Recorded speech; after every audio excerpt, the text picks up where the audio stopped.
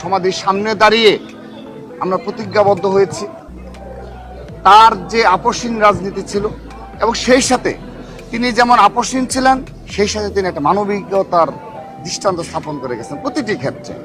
তিনি যেমন বাংলাদেশের স্বাধীনতা সার্বভৌমত্ব প্রশ্নে অনেক সময় একাকিত্বে ভাবে নেতৃত্ব দিয়েছেন, আপসহীন অবস্থান নিয়েছেন, ঠিক একইভাবে বাংলাদেশের সকল সংকটে এবং তার দলের ঊর্ধ্বে উঠে তিনি জনগণের প্রশ্নে অনেক বিষয় ছাড় দেওয়ার মানসিকতা দেখিয়েছেন এবং মানবিক রাজনীতি যাকে বলে সেই রাজনীতি তিনি করেছেন।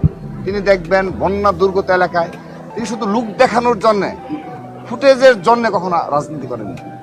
তিনি সশরীরে সেখানে গিয়ে ওই অঞ্চলের যারা বিএনপি দায়িত্বশীল নেতৃবৃন্দ, তার অঙ্গ সহযোগী সময়ের নেতৃবৃন্দ, তাদেরকে তিনি আপনি দেখবেন প্রয়োজন সেখানে স্টে করেছেন।